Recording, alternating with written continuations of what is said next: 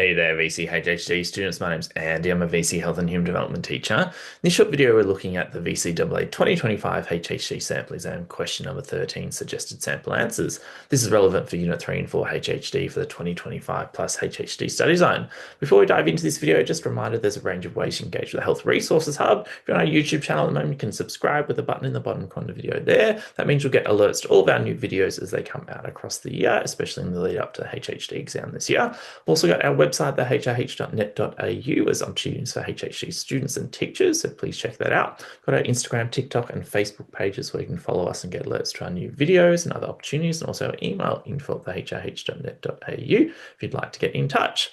Before we dive into this video, just a reminder, if you're a Unit 3 and 4 student and you're looking for some A+ course notes and practice questions in the lead up to the exam this year, you can head to our website. There is a student drop down. It'll take you to this page where you can fill in a form and get access to course notes, which cover all the glossary terms and important concepts across all the areas of study for Unit 3 and 4. And we've also got practice questions, so easy, medium, and hard practice questions that have all got sample answers to help you as part of your exam preparation and practice applying that content. So these all go really well hand in hand. So that's available via our website.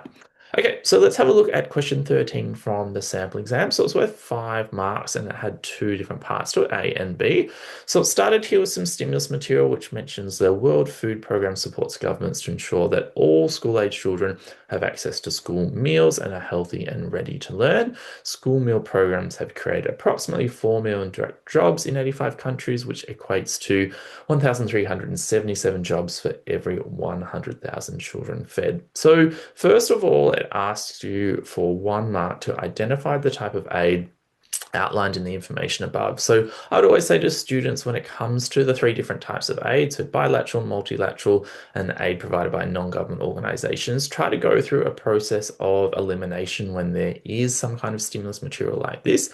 And first, I would be thinking about, are there 2 governments involved, okay, in the stimulus material? And obviously there is not here, so that eliminates bilateral aid. So that leaves either multilateral or NGO aid. And so if you're not sure of something like the World Food Programme is a non-government organization or a large international organization, you need to use some of the context of, okay, the case study or the stimulus material to help you work that out. So remember that often NGOs are working in sort of small local communities, okay, whereas large international organizations that are part of multilateral aid are often focused on larger projects on a larger scale across multiple countries. And so if you look at this information here, that's more relevant. So hopefully it'll help you to work out the World Food Programme is part of, okay, a large international organization delivering multilateral aid. So that was the answer to this question here. And so the considerations mentioned there that identifies the same as sort of list or state. So you don't necessarily need to link to the stimulus material. You're just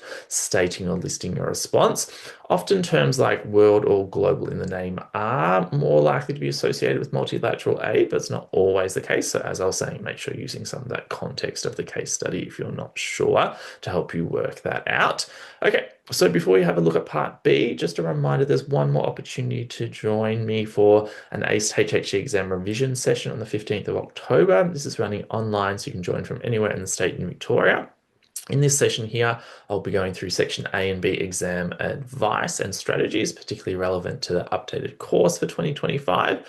So you can head to book.acevc.com and book a spot. There's also other subjects available that you can bundle HHD with, and that helps to reduce the price. And there's also the opportunity to bundle a revision lecture spot with the revision questions book that you can see on the screen there. That's got over 500 marks worth of practice questions, a full trial exam, a full chapter on extended response, so section B in the exam, all with, okay, practice questions and sample answers. So that's a great revision tool. So as I said, it's available at book.acevc.com.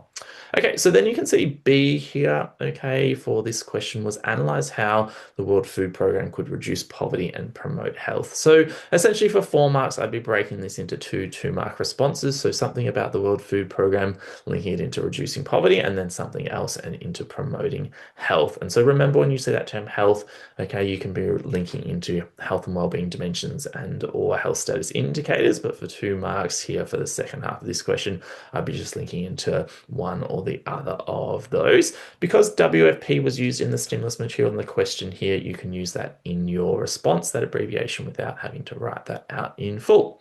Okay, so here is just a sample. So I've mentioned there for reduced poverty that children who receive those school meals through the World Food Program school meal programs are then more likely to be able to concentrate and learn at school, and that means they're more likely to develop literacy and numeracy skills to help them get a job in the future, and therefore that can help them to promote poverty by promoting access to employment and a sustainable income.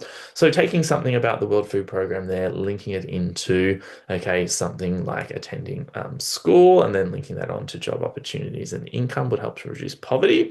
Then for promote health, children who receive school meals through the World Food Program school meals program are less likely to experience health conditions such as malnutrition.